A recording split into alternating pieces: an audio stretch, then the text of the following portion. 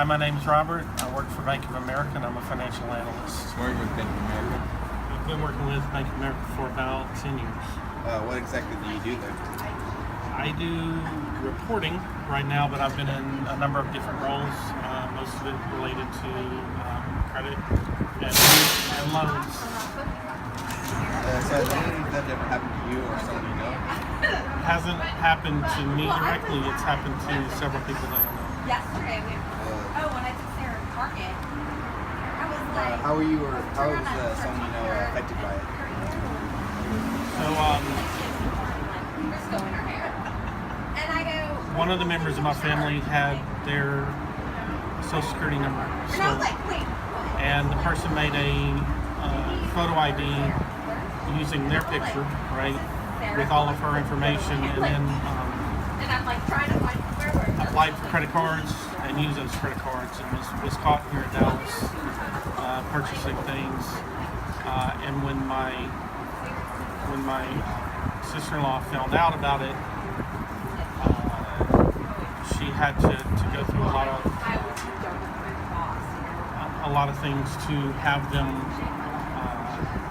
to verify, right, that she wasn't the one using the cards. It was actually somebody else that did it. I go to work and the kids are like, Do you know any ways to prevent it from happening to anybody else?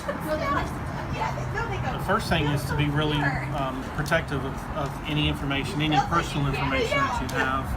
So you absolutely never want to give out your social security number. There are sometimes where you may need that for medical reasons or for things like tax, for things that are government related. You may need that, but generally you shouldn't have to give your social security number out to anybody. So that would protecting it would include not carrying your card around with you, and then again not giving it out to anybody. That's one way. People can always find a way to steal things from you, right? Or you lose your wallet or your purse, and then they can use it from there. An additional thing that you can do is with the credit bureaus, you can tell the credit bureaus not to issue any new credit on your behalf unless they have your either written consent or verbal consent over a phone call. So you can leave them your phone number, and then the credit card, the bureaus, right? The credit card companies would go to the bureau to check your credit and then to make sure that you're creditworthy, right, before they issue the credit card. So when they do that check, they would see that you have to be contacted personally. So that's a great way to kind of protect it as well. Have you ever been overcharged for something like?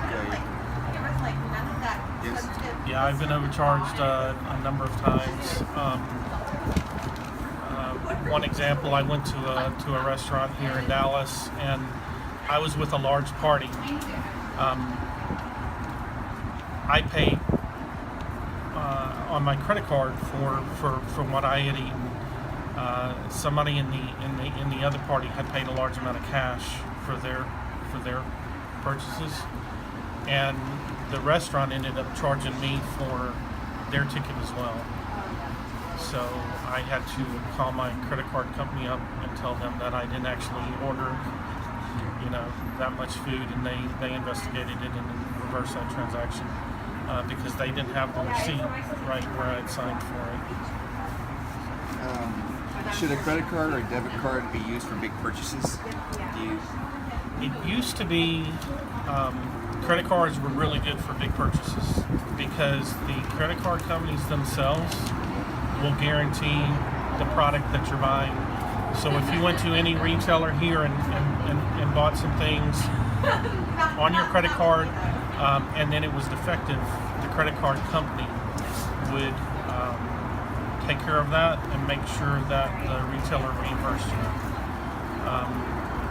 The debit card protections are, in the beginning, they weren't as good as the credit card, but I'm pretty sure today they are, and they'll ensure the same thing. So you just need to look at your credit card agreement or your debit card agreement and know what protections are in there. And then if they're not, as good as what you want, you can always shop around because there's plenty of companies that are selling these products.